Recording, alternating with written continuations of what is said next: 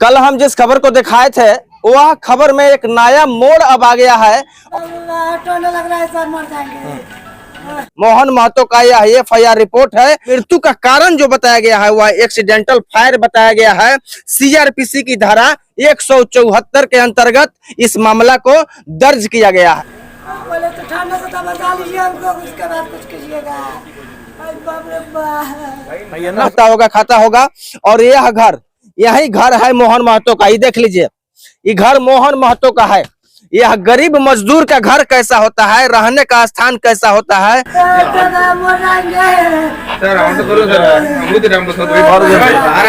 टड़प टड़प के रोता रहा, तीजा पूरा शरीर पर डालल बा, कपड़ा निकाल के नहीं बचाता है। बचाओ बचाओ, कोई नहीं बचाता है। कपड़ा पर देने कचिया पर आएंगे, बचा हुआ है। कहता है बचाओ बचाओ, दम तोड़ दिया। और उस नया मोड़ को बताने से पहले हम दिखा देना चाहते हैं कि यही वह परिवार है जिसको आप लोगों ने देखा था। यही वह नौनिहाल 4 बच्चे हैं, चारों बच्चे यहाँ पर उपस्थित हैं। यही वह अभागिन है जो विधवा हो गई समय से पहले। और यही वह बूढ़े पिताजी हैं जिनके आंखों में आंसू है। यह बुढ़ापे का लाठी का सहारा लिए हुए हैं, लेकिन दूसरा जो सहारा होता है बेटा, जिसका नाम मोहन महतो था, वह इस दुनिया से वो अलविदा कहकर चला गया है। दिखाना चाहेंगे कि नया मोड़ क्या है और उसके बारे में हम आपको बताना चाहेंगे। आप सब जानते हैं कि मोहन महतो मजदूरी करने के लिए तमिलनाडु जा रहा था, जहां पर भिल्लुपुरम रेलवे स्टेशन पर रेलवे परिसर में ही उसकी हत्या कर दी जाती है। और जानते हैं यह जो है यह एफआईआर रिपोर्ट है, मोहन महतो का यह एफआईआर रिपोर्ट है। और एफआईआर रिपोर्ट आप देख पा रहे हैं, भिल्लुपुरम रेलवे पुलिस स्टेशन द्वारा बनाया गया है। और कॉज ऑफ डेथ का जो है वह मृत्यु का कारण जो बताया गया है वह एक्सीडेंटल फायर बताया गया है। सीआरपीसी की धारा 174 के अंतर्गत इस मामला को दर्ज किया गया है। धारा जो दर्ज किया गया है सीआरपीसी 174, आप गूगल खोल लीजिए और गूगल खोलकर सर्च कर लीजिए कि 174 धारा किस मामला में दर्ज किया जाता है। यदि कोई व्यक्ति आत्महत्या या कोई अप्राकृतिक घटनाओं से संबंधित मुद्दों से, कारणों से उसकी मौत होती है तो वह हत्या जो है, वह मौत का जो है एफआईआर 174 सीआरपीसी धारा के अंतर्गत नोट की जाती है। लेकिन पीड़ित परिजन का जो आरोप लग रहा है वह कहीं ना कहीं इस बात से मैच नहीं कर रहा है। इस बात से इसका कहीं ना कहीं विवादास्पद विवाद स्थिति हो रही है। वहां पर मोहन महतो के जिस समय मौत हुई है वह भिल्लुपुरम रेलवे स्टेशन का परिसर होता है। और वहां पर वह चिल्ला चिल्ला कर कह रहा है, मेरे बदन पर कोई कपड़ा नहीं है, हम मर जाएंगे सर, अब हम मर जाएंगे, हमको कोई कपड़ा दे दीजिए, हमको एम्बुलेंस बुला दीजिए, हमको किसी अस्पताल में पहुंचा दीजिए, नहीं तो हमारी मृत्यु हो जाती है। और चिल्लाते चिल्लाते, कहते कहते, इन सारी बातों को रटते रटते वहीं पर मोहन महतो अपना दम तोड़ देता है और वहीं पर उसकी मृत्यु हो जाती है। लेकिन जिस प्रकार से यह कॉज ऑफ डेथ बताया जा रहा है, मौत का कारण बताया जा रहा है, 174 सीआरपीसी धारा के अंतर्गत उसकी मौत का जो एफआईआर है वह दर्ज किया गया है। भिल्लुपुरम रेलवे स्टेशन के वहां पर जो अधिकारी होंगे वह इस एफआईआर को दर्ज किए हैं।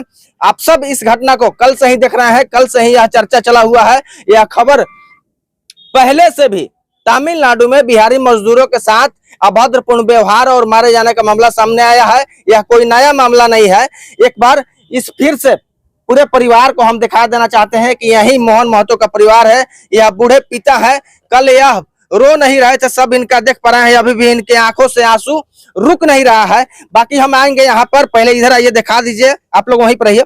मोहन महतो का यही घर है, देख लीजिए, यह मोहन महतो का घर है। देख लीजिए गरीब और मजदूर का घर किस प्रकार से होता है। यही मोहन मजदूर का घर है। यहाँ पर हो सकता है मवेशी लोग रहता होगा, खाता होगा। और यह घर, यही घर है मोहन महतो का। ये देख लीजिए, ये घर मोहन महतो का है। यह गरीब मजदूर का घर कैसा होता है, रहने का स्थान कैसा होता है। वह मजदूरी करता था, मजदूरी करके लाता था तो इस परिवार का भोजन चलता था, इस परिवार के बच्चे भोजन करते थे। और जिस प्रकार से मोहन महतो इस परिवार को छोड़कर और इस दुनिया को छोड़कर चला गया है, एक तरह से कह सकते हैं परिवार पर मुसीबतों का पहाड़, दुखों का पहाड़ टूटा हुआ है। और यहाँ पर कौन कौन आया है पीड़ित परिजन से मिलने के लिए, एक शोक संवेदना व्यक्त करने के लिए, इनसे हम कुछ बात करने का प्रयास करते हैं। के अभी तक ले आयल बटे? और नेता लोग तो कोई नहीं आया। नेता लोग कोई नहीं खेल? नहीं, कोई नहीं आया। संजीव वर्मा आए रहनी, पुला वर्मा, सुधा वर्मा जी आए रहनी। हाँ सुबह आए रही। 20,000 रुपया की आर्थिक मदद भइल बा? हाँ भइल बा। अच्छा, यहाँ के और कोई नेता लोग आयल बच्चा? जी ना आए ना। क्या कहल चाहता नहीं? क्या कि वो लोग जो वोट लेवे आवत हुई तो कहत हुई नो कि हाँ हम अपने के दुख में सुख में दोनों समय हमेशा खड़ा रहा। सर हाँ, दुख में सुख में खड़ा रहा, हम लोग कोई नहीं आया। मजदूर परिवार का जो इकलौता सहारा था वह तमिलनाडु जाने के क्रम में भिलुपुरम रेलवे स्टेशन पर रेलवे परिसर में उसकी हत्या कर दी जाती है। और किस प्रकार से अभी तक जो यह दुखों का पहाड़ झेल रहा है परिवार, इससे मिलने के लिए यहाँ के जो स्थानीय विधायक हैं वह नहीं आए हुए हैं। अब इस कहानी में एक नया ट्विस्ट आ रहा है, नया मोड़ आ रहा है। और वहां का जो FIR जो मामला दर्ज हुआ है और पीड़ित परिजन का जो बयान आ रहा है, दोनों में समानता नहीं है, दोनों में काफी अंतर है। आप सबको एक बार हम फिर से रिपीट करना चाहेंगे। CRPC की धारा 174 कहती है कि आत्महत्या आदि पर पूछताछ और रिपोर्ट करने के लिए पुलिस इस तरह का धारा दर्ज करता है, या पुलिस का उद्देश्य यह होता है कि यह पता लगाया जाए कि इस मौत का जो अप्राकृतिक कारण से हुआ है उसका रहस्य क्या है, उसका कारण क्या है।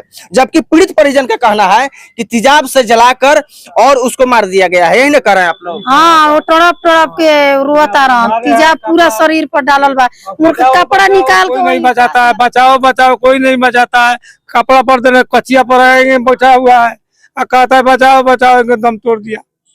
बचाओ बचाओ मैं मर जाऊंगा, वह लड़का चिल्ला चिल्ला कर कहाँ कह रहा था? रेलवे परिसर के अंदर में। आप सब जानते हैं कि रेलवे परिसर के अंदर में किसी भी व्यक्ति की सुरक्षा की जिम्मेदारी रेलवे विभाग की होती है। भिलुपुरम रेलवे स्टेशन का CCTV फुटेज ही अब एकमात्र यह आधार है जिसके चलते मौत का कारण का पता लग सकता है। और वहीं एक ऐसा मात्र साधन बच गया है जिसके चलते मौत कैसे हुई है उसका पता लगाया जा सकता है। बाकी अब तमाम लोग इस पीड़ित परिजन के बारे में क्या सोचते हैं और पीड़ित परिवार का जिस प्रकार से कहना है उसके बारे में क्या सोचते हैं, बताइएगा। इस खबर को दिखाना आपको तकलीफ देना या आपको परेशान करना नहीं था, बल्कि जागरूक करना है। तमाम लोग क्या सोचते हैं प्रतिक्रिया बताइएगा। मिलते हैं अगले वीडियो में अगले न्यूज के साथ। दुख बांटने से दुख कम होता है, दुख खत्म नहीं हो जाता है। और जिस प्रकार से इस परिवार पर दुख का पहाड़ टूटा हुआ है, इस दुख को कोई खत्म नहीं कर सकता है, इस दुख को कोई सोल्यूशन नहीं है। लेकिन फिर भी हम वीडियो देखने वाले सभी लोगों से कहेंगे कि इस परिवार के साथ इस दुख की घड़ी में कदम से कदम मिलाकर चले, जो आर्थिक सहायता हो करें और इस परिवार को इस दुख से उबारने में जो भी आपकी मदद होगी वह सराहनीय होगी। बाकी आप तमाम लोग क्या सोचते हैं प्रतिक्रिया बताइएगा। मिलते हैं फिर से अगले वीडियो में अगले न्यूज के साथ। जय हिंद, जय बिहार।